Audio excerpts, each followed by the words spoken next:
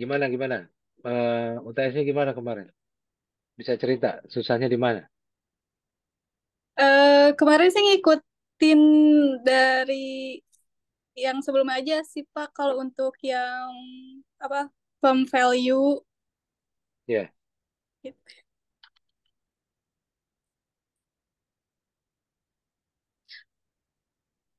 Jadi kalau kemarin, suara kan saya kedengeran ya? Kedengaran Pak. Kalau kemarin yang Miria itu ada salah hitung aja. Oh, ya. Waktu nurun linear itu dibagi prorata kan istinya. Eh, Growth-nya kan dia ke periode high growth, dia meningkatkan ini gitu ya, meningkatkan betanya berubah, ininya berubah itu kan tumbuhnya secara linear. Mestinya kan tinggal eh, dibagi tiga atau dibagi lima gitu. Saya lupa 3 tahun apa 5 tahun gitu dibagi prorata. Terus ngebaginya salah. Tapi terus terang aja nih dari seluruh peserta yang memberikan jawaban hitungan cuma Miria sama Ani. Yang lain ngecap. Jadi saya nggak tahu apakah eh, kemarin ini saya tampilin aja ya karena cuman berdua nggak apa-apa ya. iya Pak.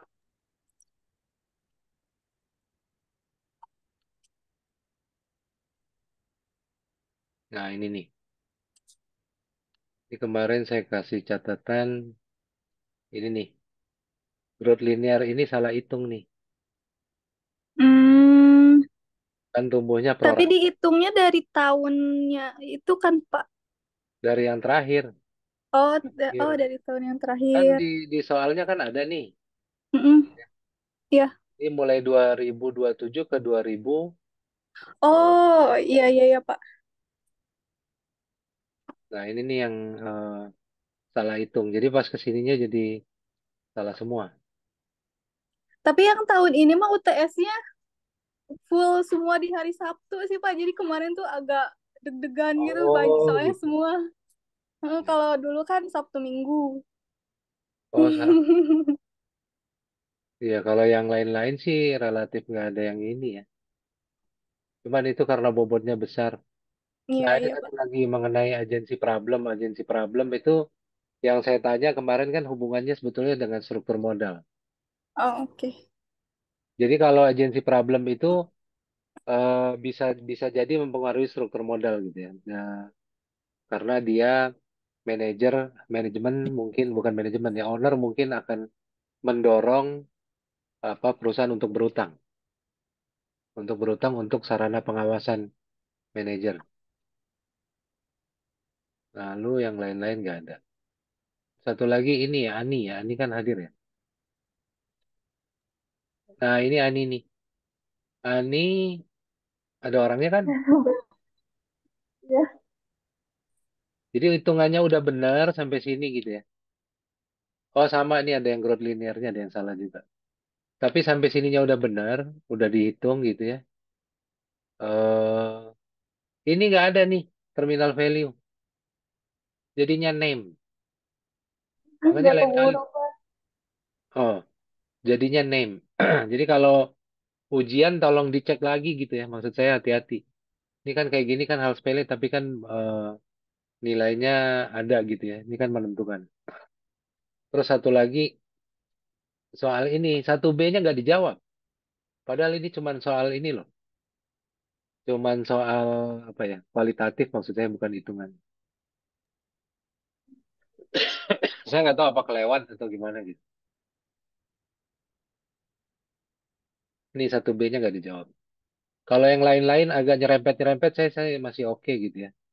Eh, nah ini nih yang maksimalisasi laba itu kan sebetulnya di materi ada ya. Materi saya juga tuh asalnya kan dari teks yang saya kasih, buku yang saya kasih gitu ya. Tapi kalau ini agak menyimpang jauh gitu maksud saya kalau masalah komunikasi, masalah tambahan modal gitu. Nah ini yang eh, mengenai agency problem, Ani ada nyinggung sedikit gitu ya kalau hutang eh, bisa mengontrol cash flow. Udah yang lain-lain sih oke gitu. Eh, Cuma kalau yang lain terus terang aja saya nggak ini ya, apa banyak yang kasih saya jawaban kualitatif gitu. Kualitatif hitungannya nggak ada. Saya nggak tahu apa kalau memang sebetulnya kan kalau yang salahnya bisa tiga orang gitu ya, tiga orang salah gitu. Kita ada berapa orang sih? Ada Pak Wendy, ada Pak Haris, ada Pak Jimmy gitu yang tiga lagi. Empat, ada satu lagi tuh yang Santi itu rupanya baru nyusul. eh Sama-sama nggak bisa menyusun itu gitu. Gitu. Itu kan concernnya apakah mereka memang nggak pernah lihat videonya. Kalaupun kita belajar lewat video kan sebetulnya di video di ini ya. Lalu Excelnya juga kan selalu saya share. Kalau kesalahan teknis ya oke lah memang masalahnya di situ gitu. Kadang-kadang sebetulnya baru yang ini saya coba masukin soal itu biasanya saya masukin jadi tugas gitu. Biasanya lebih ringan lagi. Cuman saya pikir ini sebetulnya sih udah bisa gitu ya. Tapi memang masih ada salah-salah teknis. Jadi hati-hati aja, hati-hati sama lain kali kalau ini jangan ada yang kelewat gitu. Lebih bagus dijawab gitu ya apa yang dalam pikiran kita gitu kali aja sesuai gitu ya. Tapi yang jelas jangan ngarang juga. Saya banyak lihat ya yang lain itu banyak juga yang ngarang. Saya nggak tahu dari sumbernya dari mana gitu. Kalau memang isinya mirip gitu ya, mirip-mirip kita sih, saya sih oke aja gitu. Cuman kalau isinya menyimpang gitu ya, saya nggak tahu apa itu hasil dapat dari browsing apa. Nah hasilnya menyimpang, itu kan literaturnya nggak bisa di ini ya, nggak bisa dipertanggungjawabkan. Apakah betul seperti itu gitu? Saya nggak tahu sumbernya juga gitu. Ya, oke. Sekarang kita masuk dulu. Ini dulu deh. Saya mau nanya sedikit. Eh,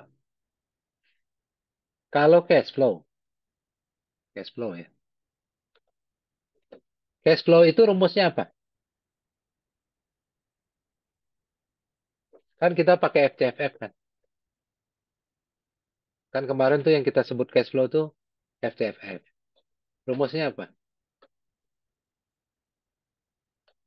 Yang pasti kan ada EBIT kali satu min tax. Ya, dia bukan laba bersih, tapi dia EBIT dikali satu min tax. Ada di sesi 5. Lalu ditambah depresiasi, dikurang capex. Ya, lalu dikurang lagi sama pertambahan modal kerja. Modal atau net working capital. Net working capital itu adalah eh, aset lancar dikurang hutang lancar.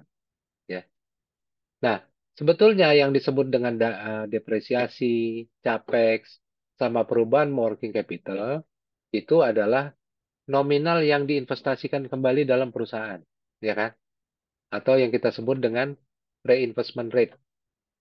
Kalau dia dalam persentase dari EBIT, kita nyebutnya dengan R, gitu ya. Berapa persen R? Berapa uang yang kembalikan lagi ke dalam perusahaan? Apakah itu diinvestasikan kembali gitu ya, atau untuk menambah modal kerja gitu? Selebihnya kemana cash flow-nya? Selebihnya itu sebetulnya dibagikan sebagai dividen. Jadi keluar tuh dari cash flow perusahaan. Ya, jadi dua tuh hasil istilahnya gini ya. Bukan laba sih kan kita kalau laba itu earning after tax. Yang kita sebut cash flow kan tadi EBIT kali satu min tax gitu ya. Lalu dikurang reinvestment rate. Nah, reinvestment rate-nya itu sendiri terdiri dari capex sama depresiasi dikurang depresiasi gitu ya. Sama dikurang lagi perubahan dari modal kerja, delta dari NWC. Nah, itu sebetulnya kan uang yang diinvestasikan kembali ke dalam perusahaan. Tapi kalau yang tidak diinvestasikan kembali kepada perusahaan, kemana larinya? Larinya akan masuk ke dividen, gitu ya, dividen. Makanya dari dividen pun kita bisa menghitung value perusahaan. Tapi kita nggak bahas gitu ya di perkuliahan kita. Ada namanya pendekatan dividen gitu. Jadi berdasarkan dividen yang dibayar, kita bisa prediksi nih nilai perusahaannya berapa. Eh, saya lanjut sekarang dengan sesi 10 ya. Oh, Kalau minggu lalu ada pertanyaan nggak? Minggu lalu itu sederhana aja, itu insight tuh. Insight mengenai eh, apa namanya financial distress, ya. Kemungkinan perusahaan mengalami kesulitan keuangan. Kenapa? Antara lain, jadi waktu saya singgung masalah struktur modal di sesi 3 kalau nggak salah ya, kan ada tuh. Kenapa perusahaan itu sebaiknya punya hutang? Karena ada manfaat pajak kan, ya kan? Iya. Tapi itu kan pendapat dari Modigliani Miller gitu ya. Itu teori MM yang pertama. Lalu kan setelah sampai sekarang ini gitu ya, sampai sekarang ini eh, semakin ditambah hutangnya, semakin ditambah hutangnya, maka manfaat pajaknya akan semakin kecil. Yang terjadi adalah beban bunga perusahaan akan semakin Terus, beban bunga yang makin besar. Nah, itu dia yang bisa menyebabkan distress, yang bisa menyebabkan kebangkrutan. Jadi di sesi 9 kemarin saya kasih tools tuh ya. Toolsnya itu sebetulnya dari eh, aduh, financial distress itu dari saya share aja lagi deh, bentar deh sesi 9. Ini sebetulnya kalau sekarang udah jauh berkembang ya financial distress ini apa rumusan dari si Z-score ya. Dari Altman Z-score ini sekarang udah banyak ininya ya, implementasinya udah banyak. Saya share aja yang sesi 9. Oh, ini ada Pak Wendy nih.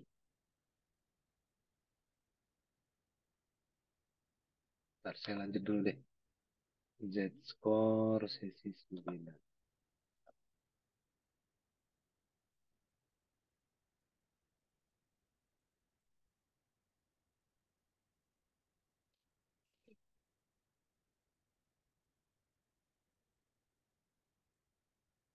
Dan tools ini sebetulnya ampuh gitu ya. Ada mahasiswa yang kemarin kayaknya menggunakan ini buat skripsinya dia, buat penelitian dia. Jadi kalau teman-teman mau ngembangin silahkan cari lagi literatur karena kan dia apa namanya rumusan ini gitu ya. Rumusan ini itu banyak untuk perusahaan manufaktur. Kalau untuk perusahaan keuangan nanti beda lagi. Jadi ini adalah untuk perusahaan manufaktur yang go public dan belum go public. Ya, financial distress ini kondisi.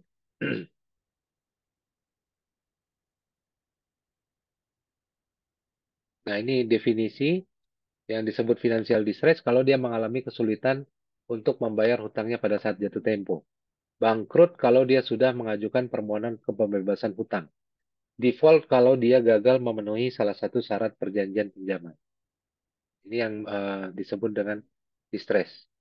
Kalau faktornya banyak ya, mulai dari manajemen, ya faktor ekonomi, faktor keuangan, bencana, strategi, dan lain-lain gitu ya. Faktornya banyak. Yang jelas kalau perusahaannya lebih muda, lebih cenderung mengalami kegagalan. Ya karena lebih sedikit pengalaman dan mereka biasanya memiliki kapasitas berhutang juga masih rendah gitu ya. Nah ini penjelasan grafiknya gitu ya. Ini kalau rasio hutang yang bawah ini sumbu X, sumbu Y ini value perusahaan.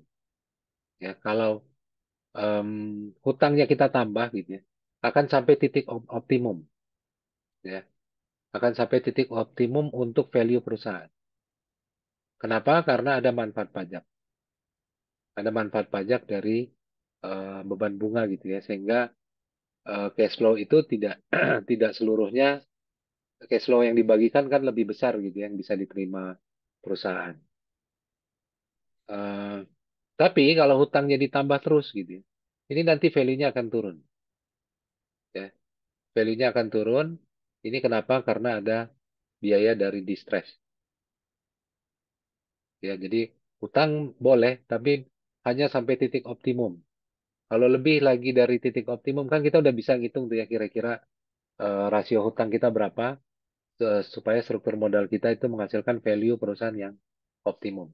Kalau ditambah lagi, kemungkinan mengalami distress, ya, mengalami distress. Value perusahaannya turun, perusahaannya mengalami distress. Jadi dia bisa jadi tidak bisa memenuhi kewajiban hutang dia gitu. Ini kaitan dengan optimal capital structure. Ini ada biayanya. Nah, ini Z-score-nya. Ya dari Alman Z-score. Sebetulnya udah lama gitu ya. Tapi saya lihat kok jarang juga gitu ya kampus yang ngajarin Z-score ini. Sebetulnya toolsnya powerful gitu ya. Powerful. Kenapa? Dulu saya pernah di bagian kredit tuh saya uji coba gitu ya di beberapa perusahaan buat prediksi. Apakah dalam 1 tahun ke depan perusahaan ini bisa mengalami distress, gitu, mengalami kesulitan keuangan karena tingkat akurasinya 95%. Eh, jadi dia pakai metode diskriminan diskriminan gitu ya, dipisah, dikelompokkan gitu ya. Ini rasio yang X-nya ini equity dibagi hutang dan yang sumbu Y-nya ini EBIT dibagi total aset. Ini eh, Z-score untuk perusahaan yang sudah go public. Ya, yang 1,2. Ini saya nggak tulis nih, kelupaan. Ini untuk perusahaan yang sudah go public. Ini namanya persamaannya. Ini skornya. Kalau skornya perusahaan itu di atas 2,99 Z-skornya, dia masuk kategori safe.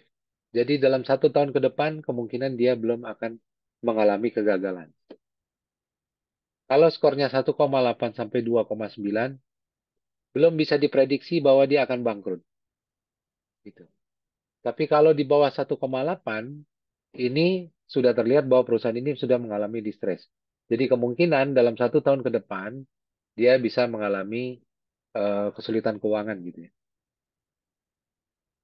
Ini skor untuk perusahaan yang belum go public. Ya, ini lihat nih ujungnya 0,717, kalau tadi 1,2. Ini yang sudah go public. Nanti ada lagi untuk perusahaan lain-lain gitu ya. Nah, ini untuk non manufaktur dan pasar yang baru berkembang. Kalau non manufaktur ini ada 4, cuma kalau yang lain ini X-nya ada 5. X 1, 2, 3, 4, 5. Kalau yang non manufaktur dan pasar yang baru itu cuma 4. Skornya juga berbeda ya. Batasannya 2,6. Ini akurasinya ya. Jadi kalau kita uji akurasinya itu 95%. eh, Kalau dia apa namanya 1 tahun sebelumnya kita ukur gitu ya. Misalnya gini, tadi kita dapat skor perusahaan misalnya 3 gitu ya. Jadi dalam dia masuk safe zone. Jadi dalam 1 tahun ke depan 95% bisa diyakini bahwa dia eh, tidak akan mengalami kegagalan gitu ya. Ini 2 tahun, 3 tahun. Jadi semakin lama kita ukur semakin rendah sebetulnya. Ini berdasarkan empiris, ya bukan batasan. Empirisnya begini, ya skor 1, 2, 3, 4 tahun sampai 5 tahun. Kalau kita ukur 5 tahun sebelumnya, ini akurasinya tinggal 36%. Jadi yang bagus memang kita ukur 1 tahun sebelumnya. Nah ini berkaitan dengan rating pinjaman. Jadi kalau perusahaan menerbitkan obligasi, obligasinya itu kan dikasih rating gitu ya. Dikasih rating sama lembaga rating. Di sini Standard and Poor's. Ya. Ini coba melihat rating perusahaan dibandingkan dengan Z-score-nya. Gitu ya. Periode tahun 92 sampai tahun 2013. Ya, tadi kalau kita lihat batasan Z-score safe zone-nya itu 2,99. Ya. Jadi perusahaan yang menerbitkan obligasi sampai dengan triple B ini masih kategorinya safe zone. Ya, kalau kita lihat yang tahun 2013. Kan ini semua di atas 2,99 skornya. Itu berarti obligasinya triple B. Tapi kalau obligasi perusahaan itu misalnya B2 ke bawah gitu ya. Ini batasannya kan tadi 2,99 safe zone. Ini yang B sama BB sama B ini udah masuk apa namanya gray zone ya. Lalu yang 2 di bawah ini udah masuk ke distress. Jadi linear juga sebetulnya antara rating obligasinya sama Z-score-nya. Ya, jadi agak agak berhubungan juga gitu ya. Rating pinjaman, rating obligasinya yang diterbitkan dengan skornya. Ini hubungannya eh, ini rasio dari bukti empiris ya, data empiris.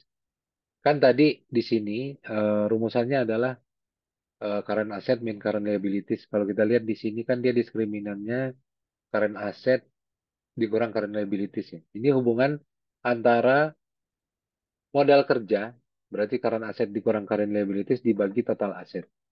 Ya. Eh, ini persentasenya, ini tahunnya sebelum gagal. Ya, tahunnya sebelum gagal. Jadi kalau eh, kalau dia ini ya, kalau dia misalnya ratingnya sekitar working capital dibagi total asetnya sekitar 40 sampai 45%, itu cenderung tidak fail, ya tidak fail selama 5 tahun. Tapi kalau dia working capital dibagi total asetnya sekitar 0,25 sampai 0,3 dulunya ya, itu biasanya dalam 5 tahun dia akan semakin turun dan ini termasuk kategori yang lama-kelamaan akan semakin fail. Berarti ini kan kalau makin kecil kan berarti modal kerjanya semakin turun. Ini berkaitan dengan cash flow dibagi total hutang. Kalau perusahaannya mempunyai cash flow dibagi total hutang antara 40 sampai 50%, biasanya tidak fail dalam 5 tahun. Tapi kalau dia mulai dari 10 sampai 20% cash flow-nya hanya 10 sampai 20% dari total hutang, dalam 5 tahun biasanya fail. Ini data empiris ya. Lalu laba bersih gitu ya. Laba bersih kisaran dibagi total aset kisaran 5 sampai dengan 10% itu biasanya nggak fail dalam 5 tahun. Tapi kalau dia antara 0 sampai dengan 5%, dia akan semakin lama semakin turun dan akan menjadi fail gitu ya. Kayak ini kan sudah 0,2, berarti udah minus 0,2. Berarti sudah 20%, minus 20%. Labanya udah minus gitu ya. Ini cenderung untuk fail. Ini current rasio itu aktiva lancar dibagi utang lancar gitu ya. Ini relatif mirip-mirip angkanya. Nah, itu yang sesi 9. Saya cuma ngasih tools gitu ya, tools yang eh, mudah-mudahan berguna gitu ya. Tools itu cukup powerful gitu ya. Z-score dia bisa memprediksi apakah perusahaan itu akan fail dalam 1 tahun ke depan.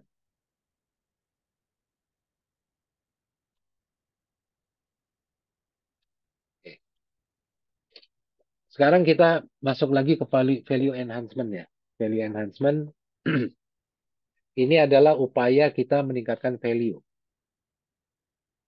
Nah, ini ada Pak Wendy nih. Saya mau nanya, Pak Wendy, UTS kemarin gimana?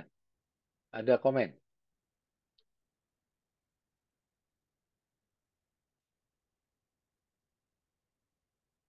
Pak Wendy? Halo Pak. Ya, UTS kemarin gimana kira-kira? Di ngitungnya sih Pak yang pas di Excelnya itu buatin tabelnya itu. Iya, kesulitannya Pak Wendy apa ya? Maksud saya, kok saya kan nggak dapat hitungannya tuh kemarin tuh. Cuman 3 baris atau berapa gitu. Iya Kira-kira apa Pak. yang masalah? Karena kemarin kan ini juga kecepatan juga ngisinya karena udah mau ini kan Wak- deadline-nya, Waktunya waktunya. nggak cukup. Iya Pak. Makanya itu pas ngitung nggak semuanya dihitung Pak. Tapi Pak Wendy lihat kan maksud saya cara ngitungnya ya. Iya Pak. Excelnya udah saya kasih. Yang Excel yang eh dikasih Bapak itu yang di grup. hmm, Iya iya. ya,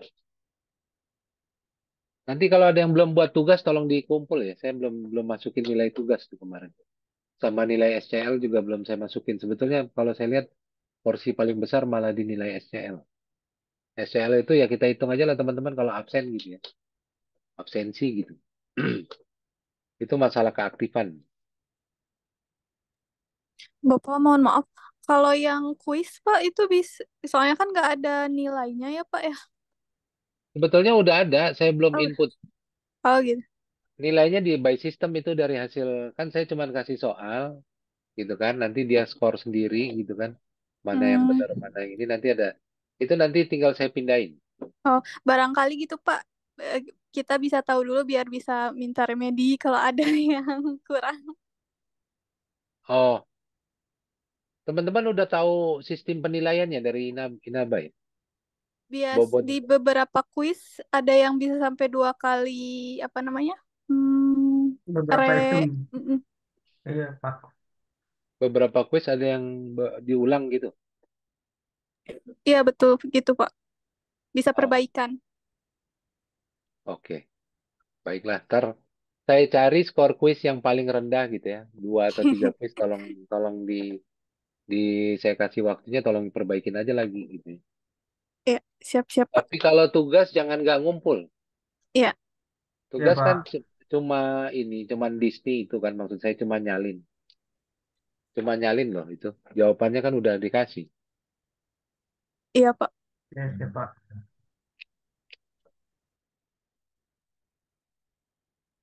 Oke, nanti saya kasih tahu kalau kuisnya udah saya update ya.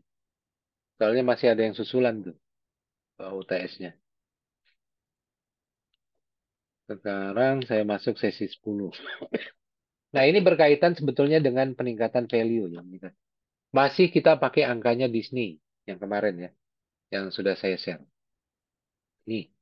Nah, kenapa tadi saya tanya, pagi-pagi saya tanya, eh, yang kita maksud dengan cash flow itu apa?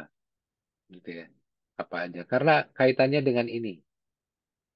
Ini kan nilai dari perusahaan kan, yang kita hitung kemarin tuh Disney itu. Sama di ujian. Value of the firm kan. Value of the firm itu adalah penjumlahan dari cash flow selama periode high growth. Betul nggak? Ditambah terminal value ini sesudah periode high growth. Jadi gini, kenapa ada periode high growth gini ya, HG? Kenapa ada periode stable growth? Karena kita nggak akan bisa memprediksi pertumbuhan selamanya. Gitu ya. Misalnya, manajemen perusahaan cuma bisa menghitung, oh saya bisa prediksi 5 tahun ke depan, penjualan kita akan tumbuh sekitar 15%. Misalnya gitu ya. Ini kan sumber dari cash flow, penjualan gitu ya, revenue, pendapatan. Akan tumbuh 15% per tahun. Nah, itulah yang kita sebut dengan periode high growth. Tapi sebatas 5 tahun misalnya. Tahun ke-6 saya nggak tahu lagi. Nah, tahun ke-6 biasanya kita akan kasih angka stable growth berdasarkan pendapat manajemen. Misalnya manajemennya bilang, ya paling tinggi 6% lah. Nggak mungkin saya kayaknya kalau udah tahun ke-6 mau tumbuh 15%. Mungkin teman-teman yang dulu pernah belajar manajemen juga ingat ya, ada siklus gitu ya. Ada siklus perusahaan. Jadi perusahaan itu akan mencapai topnya lalu dia akan mengalami penurunan. Kecuali ada inovasi baru gitu ya. Itu yang bisa memperpanjang siklusnya, memperpanjang high growth. Kecuali dia punya inovasi baru, kecuali dia punya brand yang bisa bertahan, kecuali dia punya keunggulan kompetitif ya. Kan kemarin di ujian ada saya tanya, apa saja yang bisa mempertahankan periode high growth. Nah, sesi ini kita mau meningkatkan ini ya, mau meningkatkan ini. Secara logika, kalau dari rumusan ini, mana yang kita bisa rubah supaya ini meningkat? Ya, ada yang mau jawab.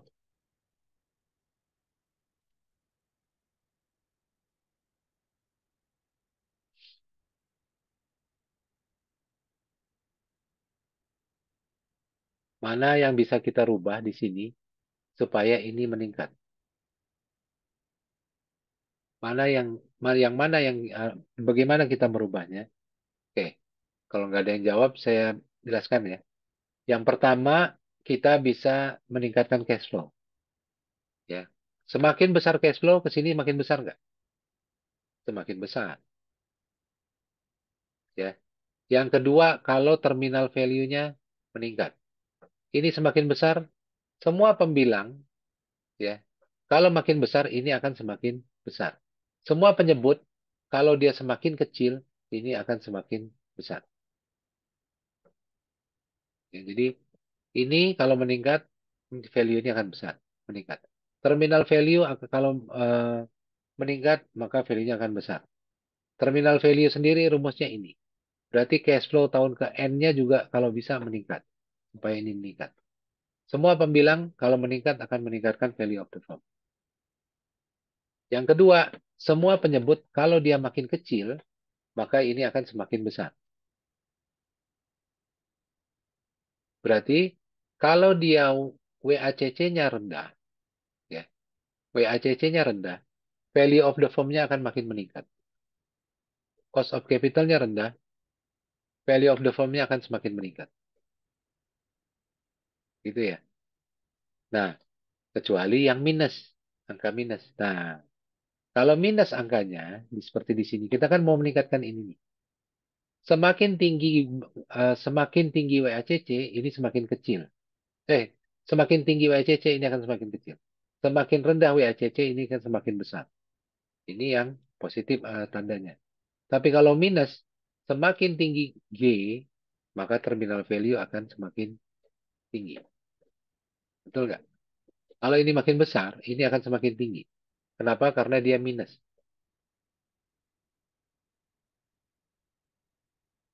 G itu apa? G itu adalah growth rate.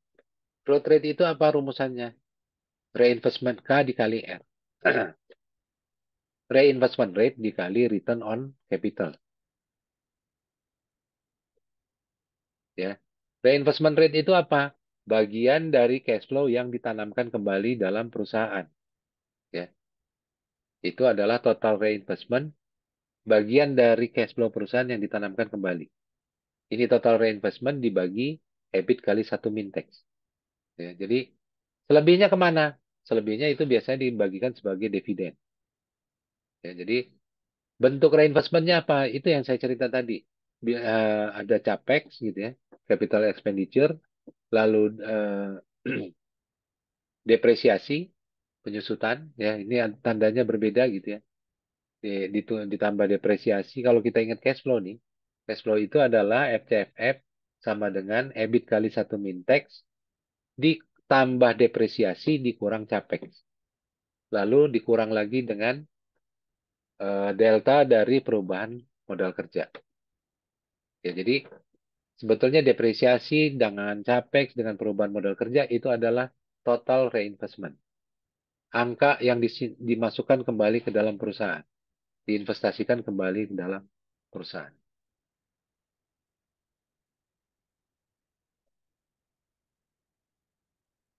Nah, itu K ya tadi reinvestment rate. Lalu ada lagi R ya. Kalau kita lihat angka G, ini adalah growth rate dikali R. Growth rate ya sama dengan K, reinvestment rate dikali R. R itu adalah return on capital. Ya, jadi pengembalian dari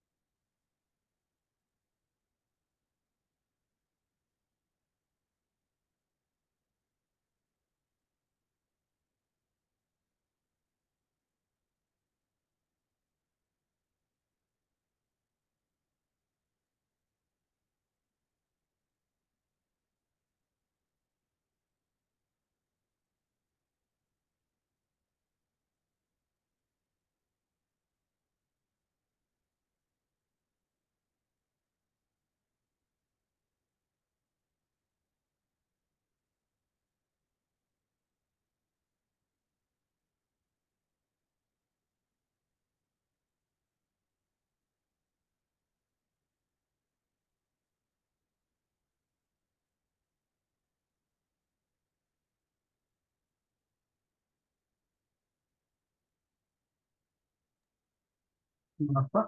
Nggak ada suaranya, Pak.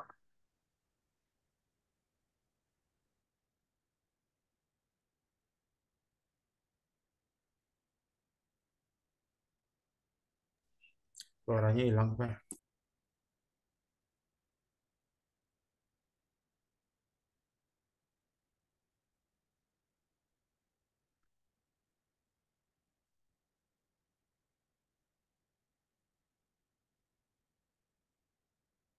Ini suara saya muncul nggak sekarang? Udah, Pak. Udah, Pak. Wow, hilangnya udah lama ya. Belum ada nih.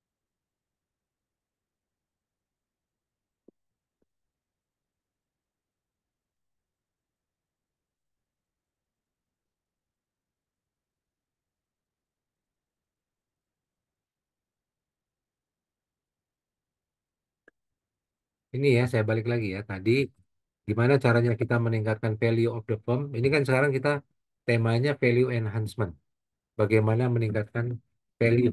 Kita pakai data Disney yang kemarin ya. Value of the firm bisa meningkat kalau kita lihat rumusan ini ya. Semua pembilang, kalau dia meningkat, angka di sini pasti meningkat. Betul? Cash flow-nya meningkat, terminal value-nya meningkat, pasti value of the firm-nya meningkat. Satu, ya kedua, semua yang penyebut semakin kecil, maka akan semakin besar di sini. Ya, jadi kalau WACC-nya turun, di sini pasti akan meningkat. Jadi cost of capital-nya lebih rendah, pasti value of the firm-nya akan meningkat.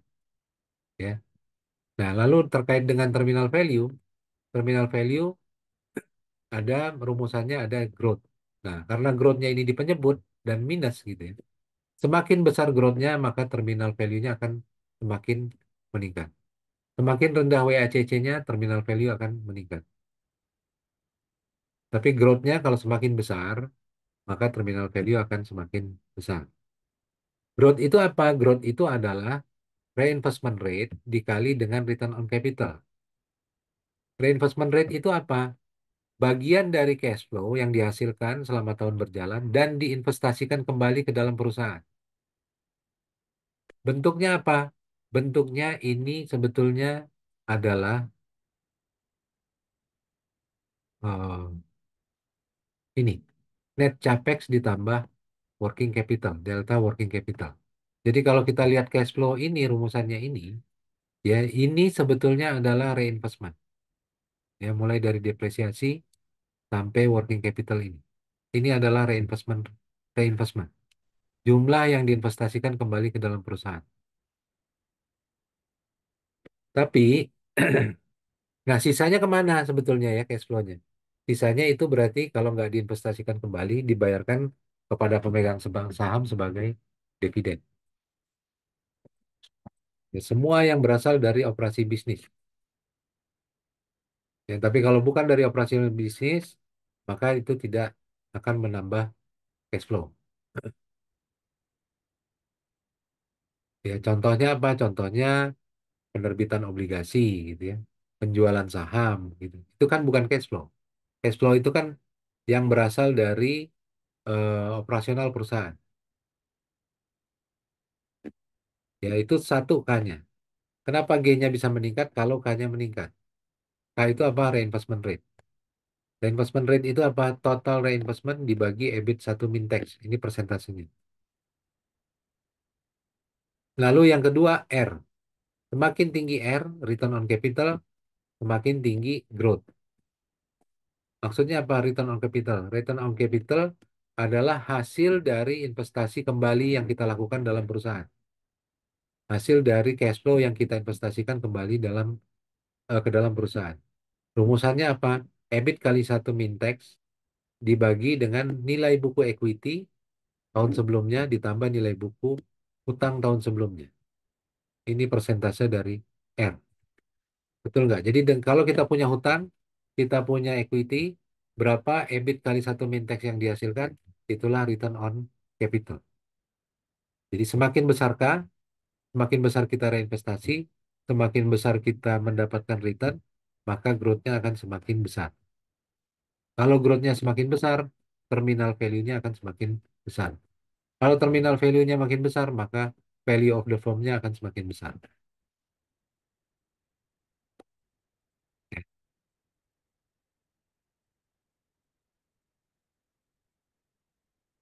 Jadi prinsipnya gimana? Bagaimana kita meningkatkan itu gitu ya? Yang satu, pertama tadi R gitu ya, return on capital. Harusnya ada batasan minimum atau hurdle rate dari return on capital yang ditentukan oleh perusahaan. Ya, hurdle rate ini harusnya lebih besar dari proyek-proyek yang berisiko. Jadi hurdle rate itu bisa aja perusahaan menentukan, oh saya maunya kalau return on capital saya minimum 10% gitu ya. Itu hurdle rate-nya. Jadi dia nggak boleh di bawah itu, gitu. Lalu yang kedua, buatlah hurdle rate gitu ya. Tapi kita bisa juga melihat dari working capital. Ya. Kenapa? Karena kan dulu di sesi 2 saya jelaskan bahwa ada dua cara pandang.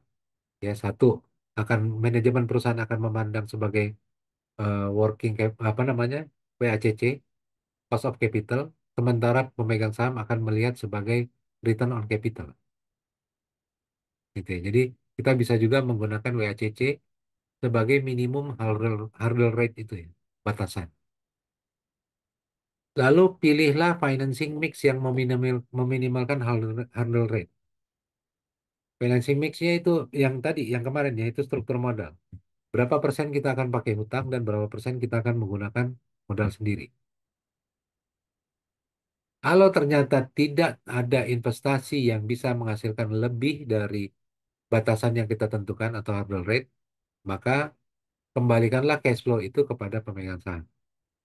Jangan diinvestasikan kembali, ya, tapi kembalikan kepada pemegang saham.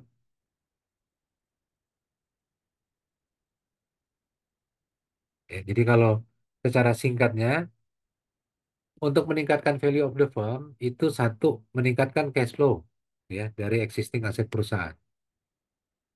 Dan lalu mengurangi, maksudnya gini, meningkatkan pendapatan setelah pajak dari aset yang ada. Nanti kita lihat contohnya, ya. Mengurangi kebutuhan reinvestasi. Ya, reinvestment, apakah itu net capex ataupun modal kerja. Ya, tapi di satu sisi, kalau kita mau meningkatkan growth rate, juga nanti akan meningkatkan K, reinvestasi, dan meningkatkan return on capital. Jadi gini, kalau kita bisa menggunakan modal kerja yang minimum, tapi bisa menghasilkan cash flow yang lebih tinggi, maka value perusahaan bisa meningkat. Ya, tapi dalam kaitan dengan growth rate, kita melihat secara skala lebih besar gitu ya, secara skala perusahaan, secara lebih besar. eh, Kalau ternyata reinvestasi kita itu bisa menghasilkan return on capital yang lebih tinggi, maka lebih baik kita reinvestasikan kembali ke dalam perusahaan. Yang ketiga, memperpanjang high growth period. Ya, semakin kita memiliki keunggulan untuk menjaga periode high growth lebih lama, maka value of the firm-nya juga akan semakin meningkat. Gimana? Nah, sebetulnya di ujian kemarin ada, ya, brand, keunggulan kompetitif, switching cost, gitu ya. Semakin sulit konsumen kita beralih ke produk pesaing, itu ada switching cost buat konsumen, maka maka kita akan mengalami pertumbuhan tinggi yang lebih lama. Brand, ya, brand yang kuat, brand yang kuat. Semakin loyal konsumen kita gitu ya, maka kita bisa mengalami growth yang lebih kuat, lebih besar. Ya, jadi itu cara memperpanjang periode high growth. Lalu juga kemarin ada skala ekonomis gitu ya, skala ekonomis. Skala ekonomis, kalau kita bisa memproduksi dengan kapasitas lebih besar dan dia akan semakin murah gitu ya, dikerjakan oleh China gitu. Lalu yang keempat, mengurangi cost of capital. Kalau lihat rumus yang tadi, Semakin kecil WACC, maka akan semakin besar value of the firm. Ya, jadi gimana mengurangi cost of capital? Ya, pertama, di secara detail sebetulnya perusahaan bisa melihat risiko operasional. Ya, dan teman-teman kalau belajar manajemen risiko, risiko operasional itu diukur berdasarkan masa lalu. Kalau ada kesalahan, ada error, ada apa gitu ya. Berapa nominal kerugian yang terjadi karena risiko operasional? Itu diperbaiki. Ya. Yang kedua, merubah bauran keuangan. Ya, bauran keuangan. Apakah kita mau menggunakan obligasi atau hutang bank? Contoh. Ya. Lalu merubah komposisi pembiayaan. Nah, ini pembiayaan apakah kita mau pakai modal sendiri atau pakai hutang? Berapa persen hutang, eh, apa namanya? Berapa persen hutang dan berapa persen modal sendiri. Kalau bauran, kita contohnya merubah dari hutang bank dengan menerbitkan obligasi. Ya, hutang bank biasanya kan lebih mahal bunganya. Lebih bagus kita mungkin menerbitkan obligasi. Itu tergantung dari kebutuhan perusahaan. Yaitu cara mengurangi cost of capital. Ini kita dalam upaya meningkatkan value perusahaan. Sementara jadi tindakan-tindakan yang bisa meningkatkan value itu harus satu mempengaruhi cash flow, kedua mempengaruhi growth, ya, ketiga mempengaruhi masa high growth period, yang keempat mempengaruhi cost of capital. Ya, jadi aktivitas perusahaannya harus seperti itu, ya, untuk meningkatkan value dari perusahaan. Satu, cash flow-nya yang dijaga. Kedua, growth-nya ditingkatkan. Ketiga, growth-nya yang sudah tinggi dipertahankan lebih lama. Yang keempat, kurangi cost of capital. Ya, makanya dulu di sesi 2 atau 3 kita belajar menghitung value dengan rasio hutang gitu ya, value perusahaan. Optimum itu akan tercapai pada saat cost of capital paling rendah. Nah, aktivitas-aktivitas yang tidak mempengaruhi cash flow, besar growth, yang tidak mempengaruhi empat hal ini gitu ya, tidak mempengaruhi rentang high growth atau mempengaruhi cost of capital, ini tidak akan berpengaruh pada value of the firm.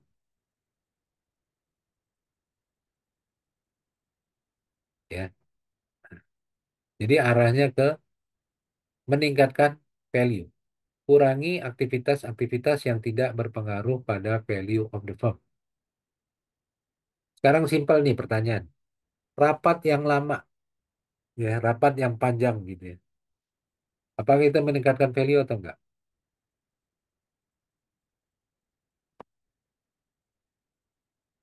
Pengaruhnya kemana?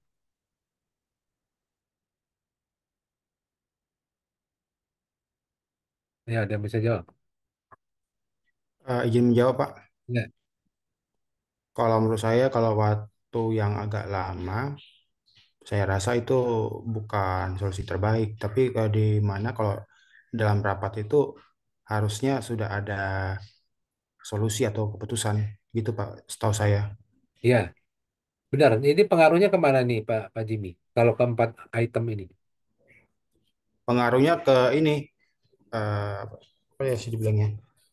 Ke perencanaan, Pak. Iya, Kalau maksud saya kan ada empat item nih. Apakah cash flow, ke growth, periode high growth, atau cost of capital?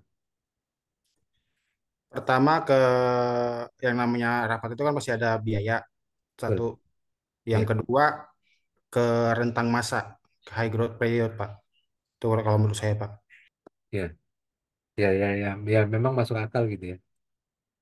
Jadi sebetulnya teman-teman dimanapun kita ditempatkan gitu ya, bekerja gitu ya. Arah kita kan pasti mau meningkatkan value gitu ya, mau meningkatkan value. Walaupun misalnya kita mulai di unit yang kecil, pasti kita mau meningkatkan value dari unit kita, ya. Value dari unit kita. Contohnya apa? eh Pelayanan yang lebih cepat gitu ya. Kan kita bisa ini terkait dengan culture juga gitu. Bagaimana perusahaan itu memandang Kalau dia di tengah gitu ya, dia akan memandang unit di bawah sebelumnya atau sesudahnya itu adalah customer dia. Kalau komunikasinya bagus, kalau ininya apa namanya pelayanannya lebih cepat, maka akan berpengaruh sebetulnya kepada produktivitas, ya. Dengan produktivitas berarti akan pengaruh kepada cash flow, gitu ya. Betul tuh Pak Jimmy, sebetulnya cash flow. Tapi kalau high growth ini kan sebetulnya berkaitan dengan keunggulan kompetitif, ya. Bisa jadi, bisa jadi. Jadi aktivitas-aktivitas yang tidak mempengaruhi hal ini sebetulnya tidak akan berpengaruh pada value of the firm. Nah, kadang-kadang ada teman-teman kita dari pemerintahan gitu ya, dari pemerintahan. Mereka, saya pernah ditanya juga, Pak, kalau saya di pemerintahan, gimana saya mau meningkatkan value? Memang ini kan kita belajarnya judulnya ini kan corporate finance gitu ya. Corporate itu kan berarti korporasi gitu, perusahaan yang motifnya laba. Nah, pemerintahan itu memang berbeda. Pemerintahan itu eh, dia itu kan sebetulnya value-nya ke masyarakat. Mungkin cara berpikirnya dulu begitu ya. Apakah aktivitas dia itu memberikan value kepada masyarakat atau enggak? Baru kalau semua unit berpikir seperti itu, mungkin akan lebih efektif. Nah, ini tindakan-tindakan yang tidak mempengaruhi value. Ya, satu, memecah saham. Saham tadinya harga 10.000, dipecah dua jadi 5.000. Gitu. Itu nggak ada merubah cash flow. Cash flow itu kan berasal dari mana? Dari operasi perusahaan. Itu ya, dari operasi perusahaan. Jadi nggak bertambah. Lalu dividen. Dividen itu kan sebetulnya uang keluar ya. Uang keluar dari perusahaan.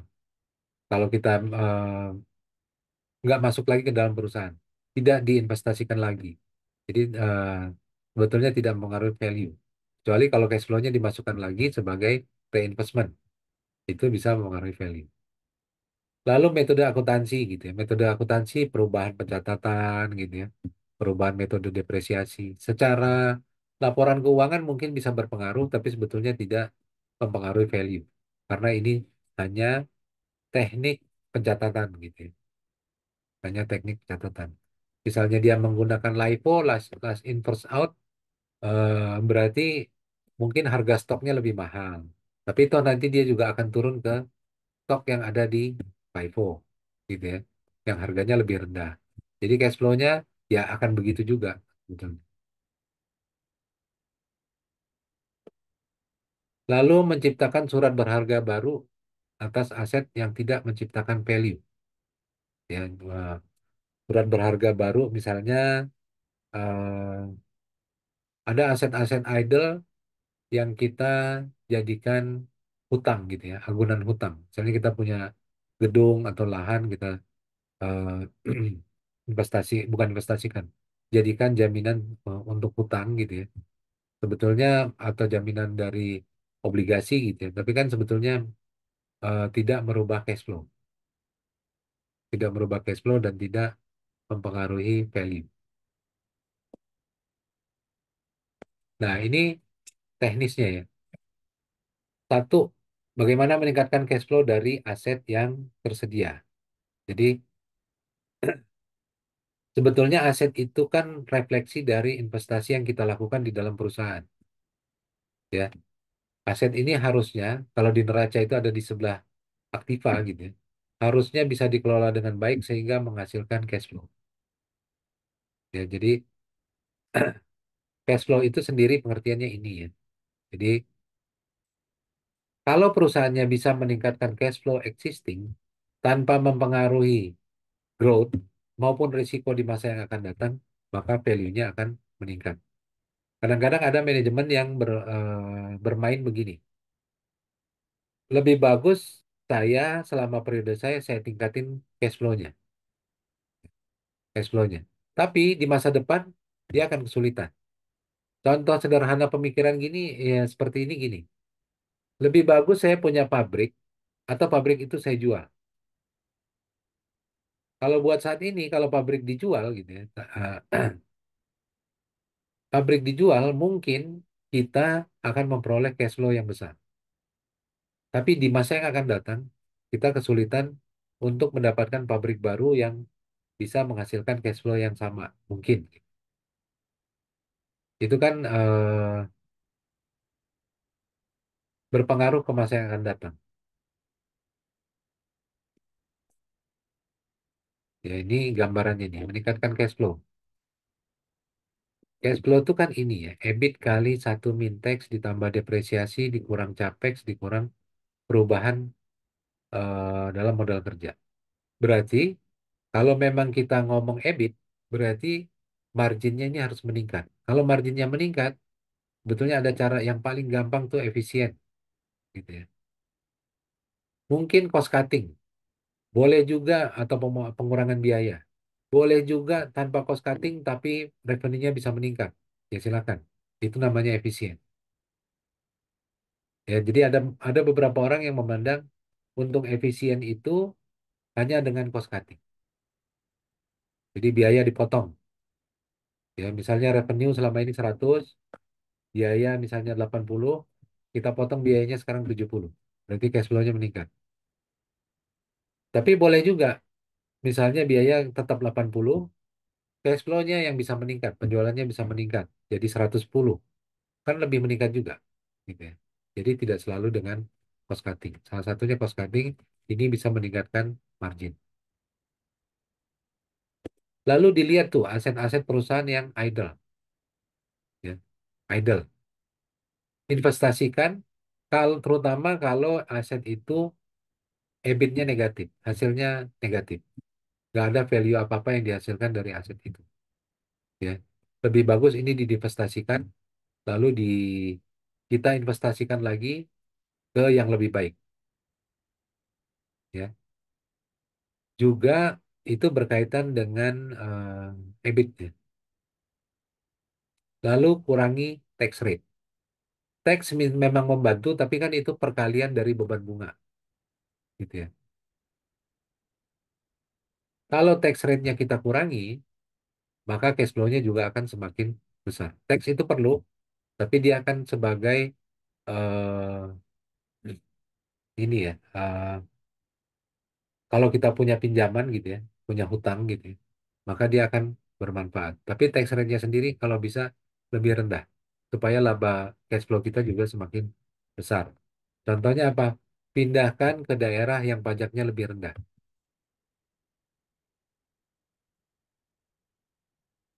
Ya, lalu gunakan transfer pricing antar unit gitu ya. Mana yang tax rate-nya lebih rendah. Misalnya pembelian bahan baku dari sana. Misalnya nih, kalau berbeda misalnya PPN-nya di sana 10%. Kalau di sini 11%. Udah belinya di sana aja. Itu carilah daerah yang pajaknya lebih rendah. Itu kalau kita mau mengurangi tax rate. Atau kita menggunakan risk management. Risk management itu gunanya untuk apa? Risk management itu untuk memastikan sebetulnya resiko itu tidak terpapar. Jadi fluktuasi dari EBIT kita yang akan lebih stabil. Gitu ya kalau kita menggunakan manajemen risiko. Nah, ini reinvestasi sekarang yang ini. Kalau ada kelebihan over investment di masa lalu itu diberdayakan. Misalnya ada rencana pengembangan pembelian pengembangan jaringan kantor kita gitu ya di beberapa daerah. Sudah dibeli gitu. Sudah dibeli tapi nggak dibuka-buka. Itu kan over investment. Kalau bisa itu diberdayakan. Ya, berdayakan supaya dia menghasilkan cash flow. Lalu ini terkait dengan modal kerja. Modal kerja ya, ini aktiva lancar kurang hutang lancar kan modalnya. Ini misalnya manajemen inventory yang lebih bagus. Ya kalau Jepang itu kan dikenal dengan apa itu? Saya lupa tuh Kaizen atau apa gitu. Ya. Oh just in time. Jadi mereka nggak nyimpen stok. Mereka akan order kalau mereka sudah butuh stok. Jadi mereka nggak punya gudang. Kalau mereka mau produksi, supplier akan mengirim stok gitu ya. Jadi mereka nggak ada biaya inventory. Jadi manajemen inventory yang lebih bagus. Juga pinjaman yang lebih ketat. Ini kaitannya sebetulnya dengan ini ya, sama perubahan modal kerja. Ya.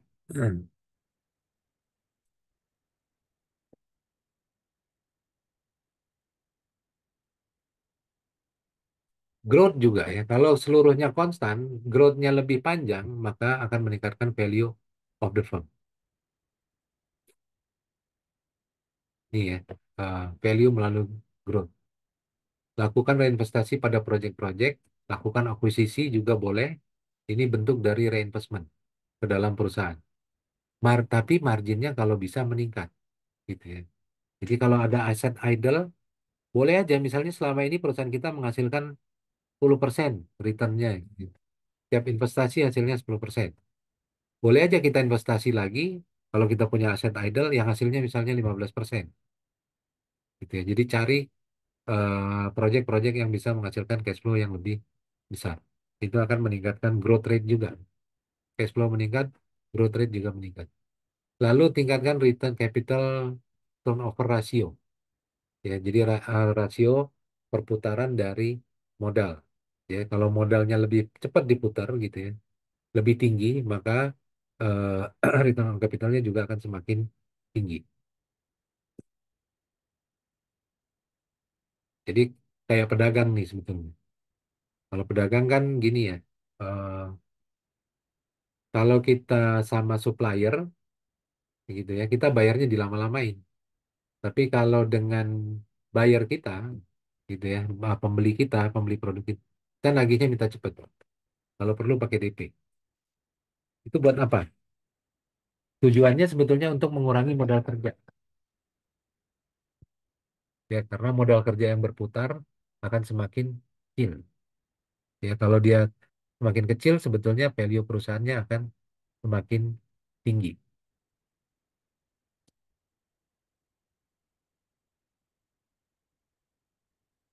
Nah, meningkatkan rentang waktu high growth period yang ketiga tadi. Ya, eh, pada akhirnya setiap perusahaan itu akan mengalami pertumbuhan stabil karena kita nggak bisa proyeksi dalam selanjutnya gimana. Paling perusahaan bisa proyeksi 10 tahun ke depan pertumbuhan saya kira-kira sekian. Nah, kalau dia sudah masuk stable growth, ya biasanya angkanya tidak mungkin lebih tinggi dari perekonomian tempat dia berada. Misalnya dia di Indonesia, pertumbuhan ekonomi Indonesia 5%, maka pertumbuhan dia pada stable growth tidak mungkin lebih dari, asumsinya tidak boleh lebih dari 5%. Gitu ya kalau dia di Indonesia. Periode high growth ini pasti, itu pasti lebih tinggi dari periode stable growth. Kalau high growth-nya bisa dipertahankan terus-menerus, maka value-nya akan meningkat terus-menerus. Contohnya apa? Contohnya yang kemarin tuh, ya punya konsumen yang apa namanya loyal gitu ya, punya keunggulan kompetitif, punya ada switching cost supaya orang sulit untuk beralih gitu. Lalu ada skala ekonomis. Gitu. Contohnya apa? Misalnya kita punya hak paten, ya. Hak paten ini berlaku selamanya. Jadi selama kita masih punya keunggulan di situ, maka kita masih bisa menikmati periode high growth. Selama kita bisa menjaga brand kita dikenal bagus gitu, maka eh, kita bisa menilai memperoleh periode high growth. Nanti di belakang saya kasih contoh value dari Coca-Cola dengan perusahaan cola yang lain. Kenapa dia bisa value-nya lebih tinggi? Lama periode high growth merupakan fungsi dari competitive advantage, keunggulan kompetitif. Ya. Kalau kita bisa menciptakan keunggulan kompetitif baru, maka akan memperpanjang lama untuk menciptakan value. Ya, kalau kita punya keunggulan kompetitif baru, maka ini akan lebih lama. Misalnya ini, misalnya kita melakukan riset gitu ya. Makanya industri obat-obatan itu kapasitas risetnya itu besar. Ya, karena kalau mereka bisa menemukan sesuatu yang baru, ya baru, dan itu bisa jadi keunggulan kompetitif. Ya, misalnya obat-obatan gitu ya. Eh, bisa jadi keunggulan kompetitif.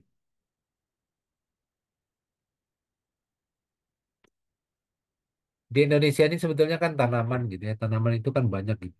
Mungkin jutaan jenis. Dan manfaatnya itu kalau diteliti mungkin bermacam-macam gitu. Dan kalau kita bisa dapat satu yang kita patenkan gitu, kita akan memperoleh keunggulan yang fungsinya ternyata luar biasa, kita bisa mendapatkan keunggulan kompetitif. Indonesia bisa mendapatkan keunggulan kompetitif. Yang keempat, mengurangi cost of capital. Nah, ini mungkin teman-teman udah paham juga ya. Kalau ini berarti berkaitan dengan cost of equity, berkaitan dengan cost of debt, dan rasio hutang dan rasio rasio equity dan rasio hutang. Ya, kalau dia lebih rendah, maka eh, cost of capital lebih rendah, maka value of the firm-nya akan meningkat. Ya, ini contoh.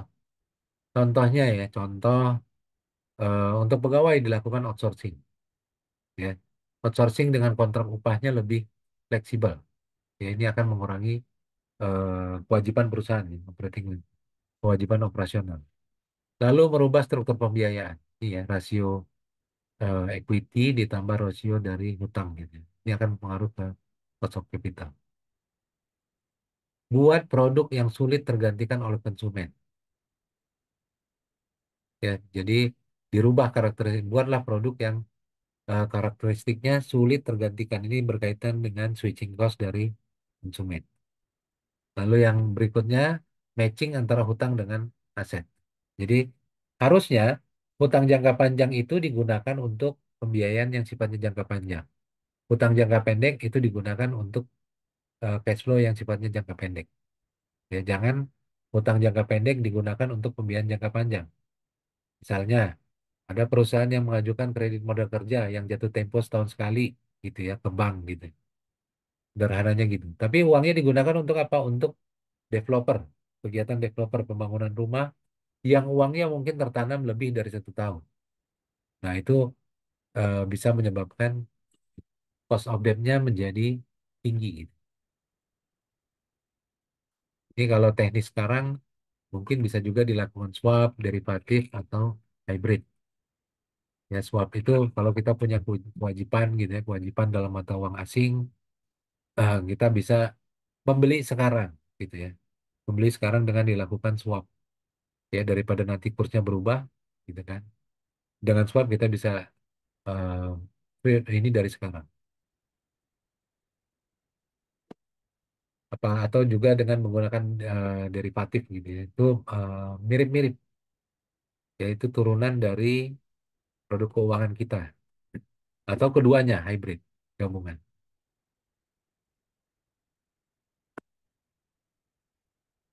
Nah, ini merubah jenis pembiayaan. Prinsip dasarnya adalah memastikan bahwa cash flow dari hutang haruslah setepat mungkin dengan cash flow dari aset. Tadi saya bilang, kalau hutang kita jangka pendek, gunakanlah untuk aktivitas operasional dan jangka pendek. Ya, kalau ketemu, maka itu. Tapi kalau kita punya hutang jangka pendek, digunakan untuk aktivitas perusahaan jangka panjang, itu akan beresiko gagal bayar. Ya. Ya, kalau ketemu ini, kalau kita bisa mempertemukan cash flow hutang dengan cash flow aset, perusahaan mengalami resiko, mengurangi resiko kegagalan. Ya. Jadi mereka bisa meningkatkan kapasitas untuk berhutang. Mempertemukannya ini, hutang jangka pendek untuk membiayai aset jangka panjang. Ini beresiko, ini gagal nih. Hutang dolar untuk membiayai aset dalam non-dolar. Hmm. Misalnya gini, kita pakai hutang dari Amerika yang kata kita bunganya lebih rendah. Tapi ada risiko kurs. Ya, kita gunakan untuk operasional di Indonesia. Sebetulnya ada risiko kurs. Ya, bisa jadi kurs rupiahnya melemah, maka hutang kita akan semakin besar. Lalu floating rate untuk bunga, ya, untuk membiayai aset yang cash flow-nya negatif atau tidak terpengaruh inflasi, akan mengalami risiko gagal bayar yang lebih tinggi. Ya, jadi floating rate bunga kan kalau perbankan kan suka sebut tuh ya, hubungannya mengambang. Saat ini sekitar 7%, tahun depan nanti lihat market bisa jadi tetap 7% atau nanti naik jadi 8% atau malah turun. Sebetulnya ini berbahaya untuk aset-aset yang cash flow-nya negatif. Kalau kita biayai dengan hutang.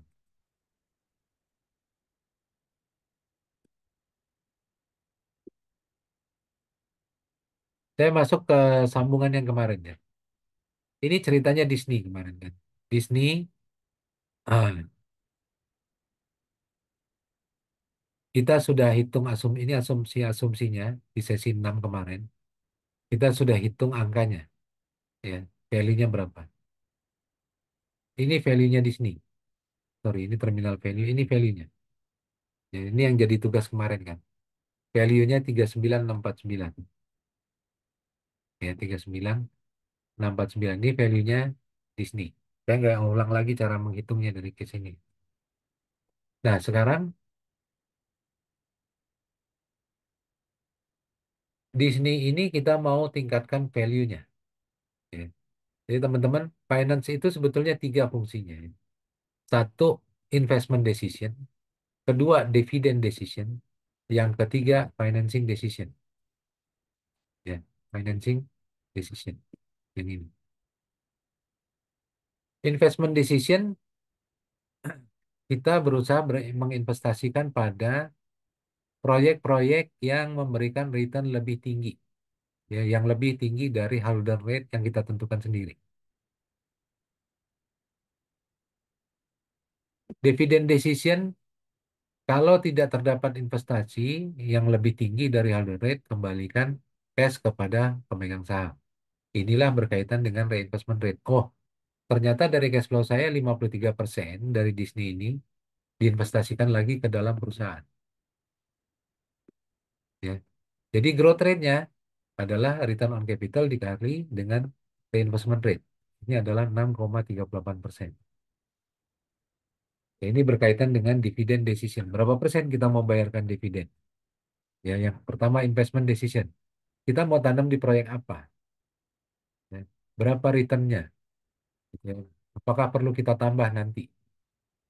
Dividen decision, berapa nominal yang akan kita tanamkan kembali ke dalam perusahaan dari cash flow kita? Financing decision, kita merubah financing mix, gitu ya. Apakah 21% hutang dan 79% ekuitas? Atau kita financing choice. Choice-nya juga dengan apakah kita menggunakan pinjaman bank atau dengan obligasi. Ya. Nah, dari asumsi-asumsi Disney yang ada kemarin gitu ya. Return on capitalnya 4,242%. Kalau ada investasi baru, Disney mengasumsikan 12% return on capitalnya. Reinvestment rate-nya 53% gitu. Dan cost of capitalnya ini 8,59% dengan menggunakan hutangnya itu hutang bank dengan rate 5,25 gitu. Kita mendapatkan value Disney tadi 39.649. Nah, value saat ini 39.649. Sekarang kita mau meningkatkan value dengan skenario. Return on capital yang semula 4,4 ya. Berarti kita mau naikkan menjadi 8,4. Ya, kalau book value of capitalnya 39762, maka harusnya EBIT kali 1 min tax-nya 3340. Ini kan EBIT kali 1 min tax-nya 1759. Ini kita mau meningkatkan, harusnya EBIT kali 1 min tax-nya itu 3340. Lalu, itu yang pertama. Yang kedua, return on capital-nya kita naikkan asumsinya jadi 15%. Jadi sekarang kita bilang, saya kalau ada investasi baru, return-nya harus 15%. Kalau nggak usah. Gitu ya. Dari semula asumsinya 12 dinaikkan jadi 15. Financing mix-nya dirubah menjadi hutang 30%. Gitu ya. Semula kan 2179. Sekarang jadi 30-70. Ekuitasnya 70%. Hutangnya ditambah. Nah, ini perubahannya ya. Nah, perubahan. Ini perubahannya. Kalau return on capitalnya kita rubah 8,4% gitu ya. Berarti nanti di sini EBIT kali 1 min tax-nya dari 1,7 gitu ya. 1759 ini akan menjadi 3340. Sekarang growth rate-nya. Growth rate-nya kalau sekarang kita bilang return on capital-nya itu harus 15%, reinvestment rate-nya nggak kita rubah, tetap 53,16%, gitu ya. Maka growth rate-nya adalah 15% kali 53,16, 7,97. Ya. Ini menurun secara linear ya, dengan asumsi yang kemarin. Oke. Dari angka ini aja kita sudah dapat cash flow. Ya, udah dapat cash flow. Lalu kita hitung lagi financing mix-nya sekarang. Sekarang rasio hutangnya ditambah, jadi 30%. D dibagi D plus E-nya 30%. Tapi hutangnya menggunakan obligasi dengan rate 5,5. Kalau tadi kan hutang bank 5,25. Tapi karena ini nggak ada lagi kapasitas berhutang, kita bisa dengan obligasi gitu. Tapi suku bunganya lebih tinggi. Sekarang cost of debt-nya jadi 5,5 gitu ya. Pajaknya kan kemarin kalau nggak salah saya disoalin 37%. Ya, jadi dengan eh, cost of debt-nya dari 5,5 dikurang pajak 37,3% akan menjadi 3,45. Cost of equity nggak ada perubahan dibanding sebelumnya, ya 10%. Ya cuman ini yang berubah sama rasio ini. Kalau kita lihat WACC-nya sekarang turun 2004 8,04, 2013-nya 7,21. Kalau di sini WACC-nya dari 8,59 menjadi 7,16. Ya, kalau WACC-nya turun berarti present value dari cash flow kita juga akan semakin meningkat. Ya, kalau semula 2004 ini 807, 2013 itu 917, ya, maka menjadi 1563 dan 2013-nya menjadi 1924. Ya, jadi dengan terminal value-nya yang 125 ya dengan asumsi-asumsi tadi, terminal value-nya itu dari 60.000 208 akan meningkat menjadi nanti Excel-nya saya kasih 125,097. Ya, ini terminal value-nya. Jadi kalau sudah didiskonto gitu ya dari 125 menjadi 58. Sehingga value of the firm-nya menjadi 78.332. Ya, ini value-nya Disney dari 36 39 menjadi 78. Dua kali lipat dengan merubah asumsi-asumsi ini. Return on capital mulai sekarang harus meningkat. Reinvestment rate tetap, financing mix kita rubah. Selama ini kita pakai hutang 21%, sekarang kita rubah jadi 30%. Financing choice-nya selama ini kita pakai hutang bank 5,25%, sekarang kita pakai obligasi 5,5%. Dari sini aja, value-nya Disney akan berubah hampir dua kali lipat. Gitu ya. Nah, tinggal sebetulnya operasionalnya. Ya, untuk mendapatkan return on capital 15%. Gitu ya. Lalu ini yang paling sulit sebetulnya untuk mendapatkan return on capital 15%. Caranya gimana? Caranya tadi sebetulnya ada beberapa cara kalau kita punya untuk meningkatkan periode high growth. Misalnya kita punya keunggulan kompetitif, kita mencari proyek-proyek apa namanya yang bisa menghasilkan return on capital 15% gitu ya, secara selektif dan itu bisa menghasilkan maka value dari perusahaannya akan berubah.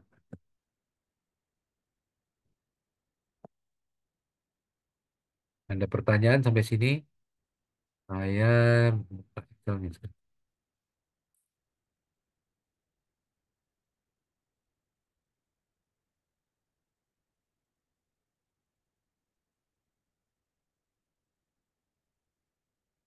Ini nanti filenya Excelnya saya share juga.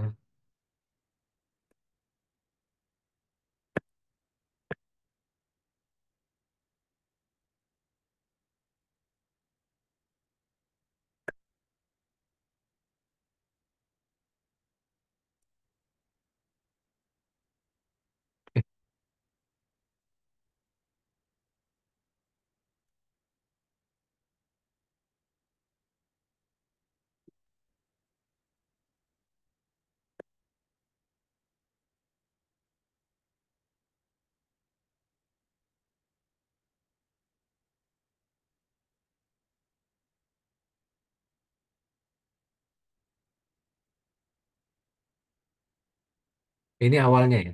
Ini awalnya ya. Lalu ini kita lakukan restrukturisasi sehingga growth rate-nya menjadi 7,9 asalnya dari return on capital yang 15% dan reinvestment rate-nya tetap 53,16. Return on capital-nya 8,4 sehingga EBIT-nya harusnya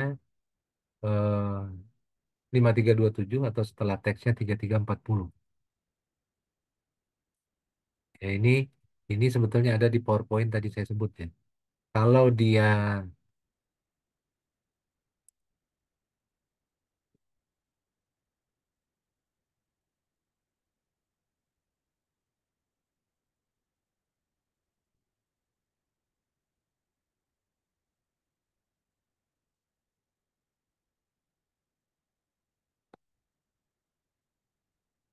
kalau dia return on capitalnya harus menjadi 8,4, ya, semula 4,4 dengan book of value of capital tahun 2022 itu 39762 ada di soal ini.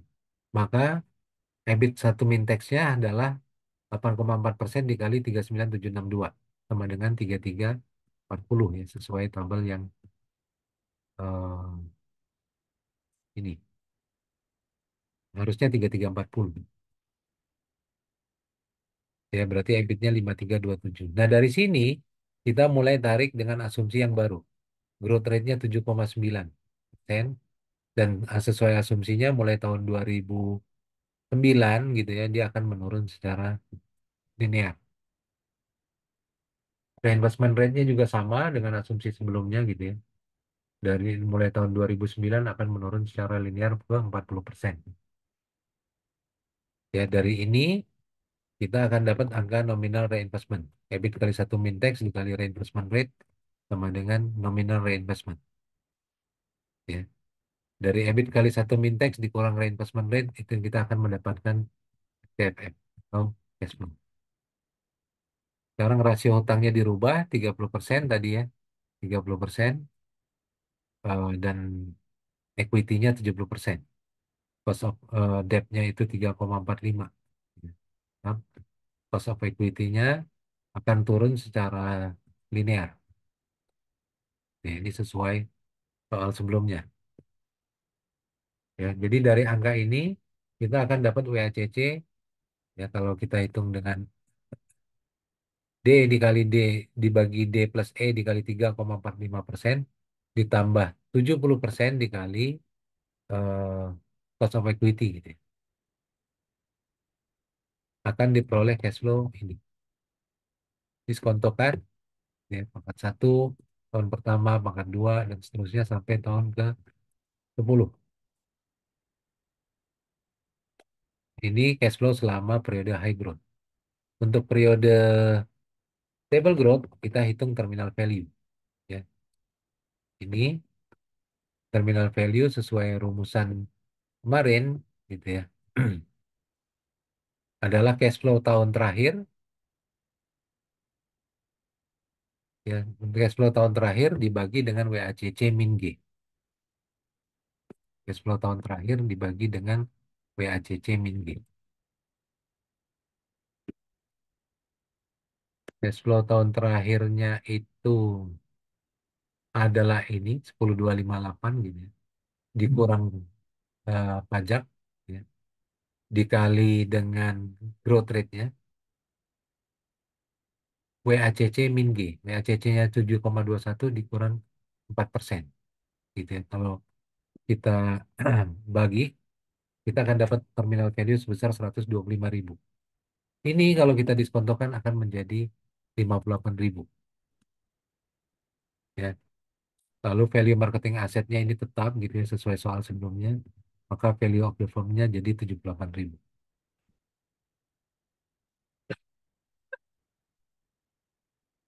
Gitu teman-teman.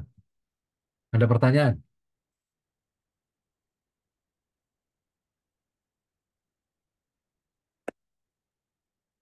Ya Pak, Eh, mungkin tadi saya agak telat Pak, jadi ada yang kelewat. Ini tadi kan saya ngelihat itu apa namanya financing choice ya Pak ya. Ah, Nah, kalau financing choice itu, kalau selain obligasi itu bisa apa aja Pak ya? Atau Oh, misalnya kayak model, iya. misalnya kayak apa ya, kayak modal Ventura gitu, itu masih bisa nggak Pak? Bisa aja, Pak. Kalau memang modal Ventura itu kan cuma salah satu jenis. Yang Pak Iya, Haris perlu pertimbangkan kan sebetulnya modal Ventura ini apakah lebih murah atau lebih mahal gitu ya. iya, Tuh, lebih murah atau lebih mahal. Lalu termsnya itu syarat-syaratnya apakah akan meringankan atau lebih mahal. itu mahal ya, memberatkan. Jadi Soalnya Pak, kan kalau di sini pilihan untuk perusahaannya kan harus yang lebih muda mungkin Pak ya, karena potensi pertumbuhannya juga bisa lebih tinggi untuk yang memilih modal Ventura ini. Karena kan pasti kan jangka panjang Pak ya, kalau yang modal Ventura itu biasanya itu. ya, ya cuma ya gitu ya Pak, mesti diingat maksud saya gini. eh Cash flow jangka panjang itu harusnya cocok dengan hutang jangka panjang. Kalau Bapak memang sifatnya untuk jangka panjang gitu ya, memang cash flow yang jangka panjang misalnya developer gitu ya, boleh aja Ya, kita pakai hutang dengan yang sifatnya jangka panjang. Jangan sampai nanti kita mengalami financial distress karena kenapa? Karena kita perlu cash flow bulanan, gitu. iya, perlu masukkan untuk bulanan. Perlu masukan bulanan. Contoh gini ya Pak, secara ini aja ya empiris. Misalnya Sumarekon gitu ya, Sumarekon kan kalau di Bandung satu gitu ya. Kalau di Jakarta kan udah lama tuh. Udah lama ya. Sumarekon yang pertama mereka buat kan Kelapa Gading, Kelapa Gading. Kenapa mereka punya mall sebesar itu gitu ya, di Kelapa Gading? Betulnya kan karena dia kan perusahaannya kan perusahaan ini, perusahaan apa namanya pengembang ya, developer gitu. Hmm. Betulnya kan karena tanah mereka di Kelapa Gading sendiri kan udah nggak ada. Kalau mereka perlu untung operasional, mereka cari cash flow yang jangka pendek. Dan itu mungkin bisa dipenuhi dari mall. Kalau saya ngeliatnya gitu ya, Iya, pikiran saya. Jadi si apa, Semarekon mungkin memutuskan untuk membuat mall itu untuk membantu cash flow dia. Gitu Pak. Kalau pembiayaan, silakan aja sepanjang itu lebih murah dan termsnya itu masuk dengan cash flow kita. Termsnya itu nggak memberatkan cash flow kita gitu. Kan Bapak bisa perkirakan gitu ya, misalnya usaha Bapak apa gitu ya, perputarannya itu modal kerja kita berapa lama, hmm, belum dia menjadi cash lagi. iya, Nah, kalau kita memang operasional di situ kan kita tahu nih, oh biasanya modal kerja saya itu terputarnya 3 bulan. Oh 1 bulan, saya akan terima cash lagi. Nah, Bapak juga sesuaikan pinjamannya. Kalau memang jangka pendek, ya lebih bagus pinjaman Bapak jangka pendek gitu ya.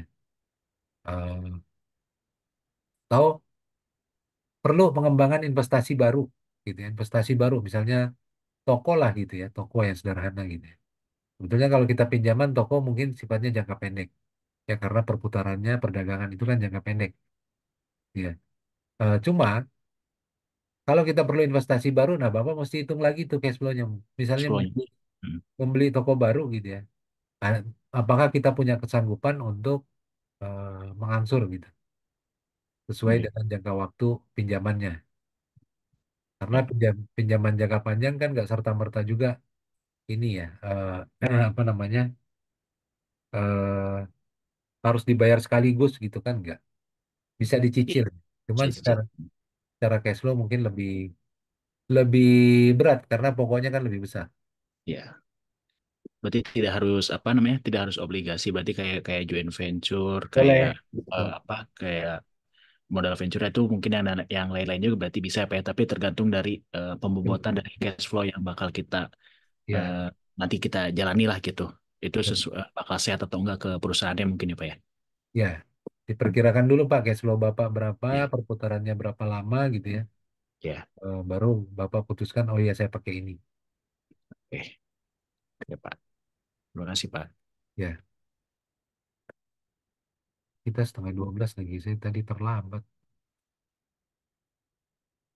Ini, oh ini sesi 5. Sorry. Saya lanjutkan contoh aja ya. Nanti Excelnya saya kasih, tolong dipelajarin gitu ya. Saya sih ini kendala di sini itu susah dapat data. Susah dapat data, jadi contoh itu contoh realnya itu saya baru kemarin ya itu aja tuh masih siapa namanya Bluebird ya Bluebird kemarin saya contohkan tuh untuk perhitungan kemungkinan financial distress gitu. Kalau Bluebird terjadi financial distress.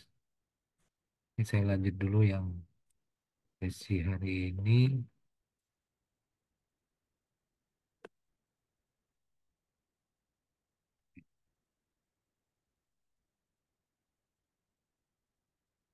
Nah, ini sebetulnya rantai dari value enhancement, meningkatkan value-nya. Pertama, divestasi aset kalau value dari divestasi itu ternyata lebih besar dari value kalau proyeknya tetap dilanjutkan. Lalu hentikan proyek kalau value dari likuidasi lebih besar daripada value proyek kalau tetap dilanjutkan. Ya, lalu kurangi operating expense yang bisa tidak menjerat pendapatan saat ini. Divestasi aset ini berguna gitu ya, misalnya untuk mengurangi kebutuhan modal kerja bersih. Ya, misalnya semakin kecil sebetulnya kebutuhan modal kerja kita dan kita bisa menghasilkan cash flow yang besar gitu ya, itu kan semakin menguntungkan. Jadi segala macam cara kita tempuh gitu ya untuk supaya kebutuhan modal kerja kita lebih rendah. Kebutuhan modal kerja itu kan ini ya, modal kerja itu kan aktiva lancar kurang, kurang hutang lancar. Kalau kita mau lebih rendah, inventory kita jaga, gitu. Dijaga tetap rendah. Yaitu seperti menggunakan metode just in time gitu ya, kalau di Jepang gitu ya. Mereka nggak punya stok di gudang mereka, tapi akan disuplai pada saat mereka butuh untuk produksi. Gitu. Lalu kurangi juga operating expense yang tidak bermanfaat gitu. Misalnya biaya pemeliharaan pada aset yang tersedia, pada aset-aset yang eh, tersedia gitu ya. Biaya pemeliharaannya kalau memang nggak ada benefitnya lebih bagus dikurangi. Dan lalu merubah pricing strategi untuk memaksimalkan produk sama profit margin sama rasio turnover. Bisa jadi Bapak Ibu menaikkan harga gitu ya. Perputarannya jadi lebih lambat gitu ya, tapi labanya lebih besar. Itu kan kita harus benar-benar paham dengan kondisi market kita. Lalu kaitan dengan aset yang ada. Kaitan dengan growth, hilangkan capex yang bisa menghasilkan lebih rendah dari cost of capital. Ya ini perlu dipertimbangkan secara benar gitu ya. Kalau kita ada capek-capek yang ternyata hasilnya lebih rendah. Misalnya apa? Kita membeli tanah dan tanahnya idle. Gitu ya. Itu bisa menjadi tidak menghasilkan cash flow, hasilnya lebih rendah dari cost of capital, maka itu eh, menyebabkan growth kita lebih lambat. Lalu tingkatkan rate reinvestment kalau memang reinvestment rate kita itu bisa menghasilkan ya, hasil gitu ya, hasil yang lebih tinggi dari hurdle rate. Taruhlah lebih tinggi dari cost of capital. Boleh kita tingkatkan. Kalau nggak ada, kembalikan ke pemegang saham cash flow. Ya ini sama nih. Hmm. Lalu rentang periode high growth. Kalau ada produk dan jasa kita yang bisa dipatenkan, itu kita lakukan. Ya, kita lakukan. Karena itu keunggulan kita gitu ya. Dan akan memperpanjang periode high growth kita. Atau peluang juga kita bisa menggunakan skala ekonomis. Ya, misalnya dengan pabrik yang kapasitasnya lebih besar gitu ya. Karena itu kan fixed cost tuh. Ada fixed costnya. Semakin besar pabrik misalnya ya, variable cost-nya memang bertambah, tapi fixed cost-nya nggak bertambah. Misalnya kita sewa gedung, kapasitasnya untuk 50 pabrik, tapi kita gunakan 50 mesin, tapi kita gunakan hanya untuk 20 mesin. Berarti kan skalanya belum ekonomis. Karena biaya gedungnya sama aja. Apakah kita gunakan untuk 20 mesin atau 50 mesin, sama aja. Jadi gunakan skala ekonomis. Lalu kita juga bisa mendapat high growth dengan membangun brand name. Nah, ini nih salah satu masalah besar di Indonesia gitu, ya. Kalau menurut saya, brand. Jadi brand itu belum terbangun, udah keburu mati. Karena memang nggak sulit, nggak mudah gitu ya untuk membuat brand. Contoh, yang saya tahu itu kasusnya Polytron. Polytron itu kualitasnya bagus, elektroniknya, tapi dia kalau untuk ekspor, eh, pihak pembeli minta brandnya dilepas, gitu ya. Jadi diganti sama brand mereka. Itu kalau kita bisa membangun brand, ya. Kalau teman-teman lihat, yang negara yang jago itu membuat brand itu menurut saya Jepang. Jepang jago menjaga brand. Kenapa? Misalnya gini ya, mereka punya toko kue yang udah ratusan tahun gitu, dan semua orang tahu ada toko kue ini dengan brand ini gitu. Nah, sebetulnya itu bisa jadi keunggulan kompetitif. Teman-teman kalau belajar brand itu eh, menarik ya. Dicoba aja pelajarin juga masalah brand gitu. Contoh misalnya masalah pengalaman. Pengalaman itu bisa jadi brand ya. Pengalaman bisa jadi brand. Jadi kalau kita misalnya beradu tender gitu ya sama sama perusahaan sama pemerintah misalnya gitu ya untuk proyek-proyek gitu. Kalau kita nggak punya brand, juallah pengalaman kita gitu. Karena banyak peserta tender itu pengalamannya belum ada gitu kan, orang titipan apa-apa. Tapi kalau kita udah berpengalaman, itu bisa jadi brand. Kalau kita udah berpengalaman, udah punya bisnis, misalnya udah 5 tahun 10 tahun, udah boleh mulai menjaga brand. Patenkan brand kita, mereknya ini gitu ya, punya apapun gitu ya. Patenkan brandnya itu jadi brand kita gitu. Kalau kita mensuplai ke orang lain di dalam negeri, merek kita dipasang ya, karena kita udah pengalaman. Jadi semua orang tahu. Itu menjaga brand. Lalu tingkatkan switching cost buat konsumen sebetulnya nih, untuk mereka bisa beralih.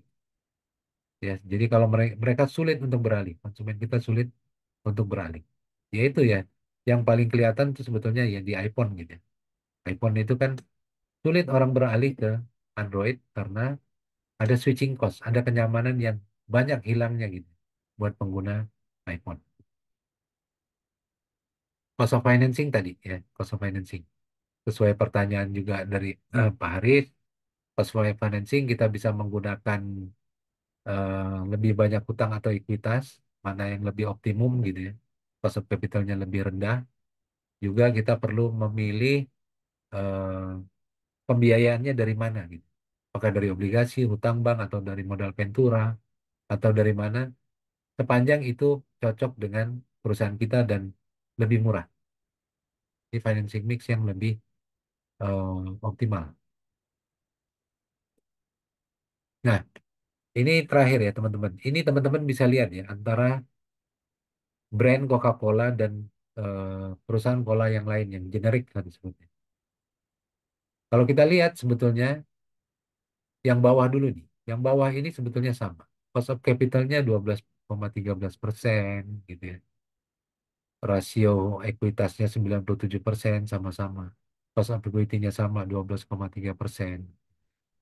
Eh, Lama periode growth-nya mereka asumsikan 10%. Cuman kalau kita lihat ini kenapa Coca-Cola bisa menetapkan expected growth rate-nya 20,16% sementara ini 8,15%.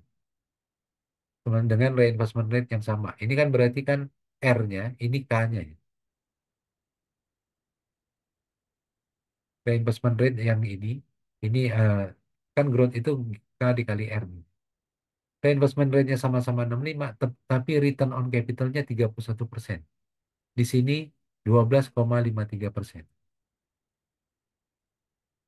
Ya berarti dia mencas penjualan itu dengan harga yang lebih tinggi. Ya, itulah manfaat dari brand. Ya, jadi kalau kita hitung value-nya, value brandnya gitu ya, kita sebut ya, sebetulnya itu adalah value dari Coca-Cola kita kurangi dengan value dari perusahaan cola yang lain ini. Value Coca-Colanya 115, value perusahaan Coca-Cola yang lainnya itu 13 miliar dolar. Jadi inilah value brandnya itu sebesar 102 miliar dolar. Nah, karena kenapa dia semahal ini ya karena ini nih sebetulnya. Dengan brand itu dia bisa mencas lebih mahal. Dia bisa mencas harga lebih mahal. Ya, jadi 31,02% dibandingkan dengan ini 12,53%. Jadi bisa kita bilang bahwa value brand Coca-Cola itu 102 miliar dolar. Ya. Nah, ini terakhir catatan mengenai growth rate.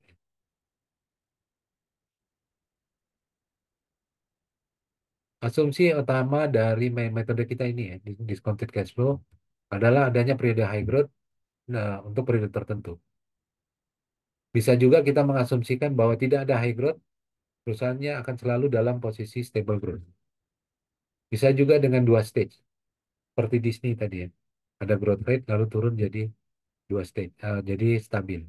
Atau tiga gitu ya, tiga seperti kita di UAS gitu ya. Ada periode apa namanya growth rate, eh, high growth period, ada stable period, sama ada yang tengah itu transisi gitu, menurun. Ini determinan untuk periode high growth. Ukuran perusahaan, perusahaan yang besar biasanya lebih sulit untuk tumbuh ya karena memang volumenya lebih besar. Growth rate saat ini belum tentu itu bisa mengacu kepada growth rate masa datang. Ya bisa jadi, tapi kalau dia sudah saat ini sudah tumbuh misalnya lebih tinggi 30%, maka ke depan dia mungkin akan mengalami pertumbuhan yang tinggi juga. Ya. Kemarin di sesi sebelum UTS juga sudah saya jelaskan bahwa acuan growth rate itu bisa yang paling fair itu ada di pendapatan, di revenue. Ya seperti kita tadi ya. Kita udah pakai di EBIT. Lalu barriers to entry ini maksudnya adalah hambatan bagi pesaing untuk masuk. High growth itu bisa menghasilkan return project yang tinggi, bisa juga karena adanya barriers to entry, adanya kesulitan pesaing untuk masuk. Ya, misalnya apa? Monopoli paling gampang. Ya, misalnya Bogasari gitu ya, bertahun-tahun kan menikmati itu dari zaman Pak Harto tuh monopoli, nggak ada orang lain yang bisa masuk. Itu jadi keuntungan dari bisa menjadi high growth, menjadi growth rate yang tinggi. Lalu berapa lama periode high growth mengacu kepada apa yang menjadi barrier to entry. Seberapa lama dan seberapa kuat barrier to entry itu akan bertahan. Kita akan menjadi high growth selamanya, selama masih ada hambatan bagi pesaing untuk masuk. Seberapa lama dan seberapa kuat itu eh, kita yang tahu gitu.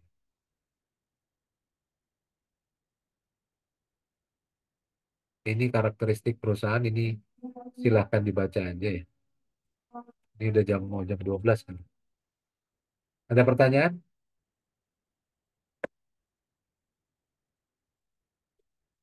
Kira-kira?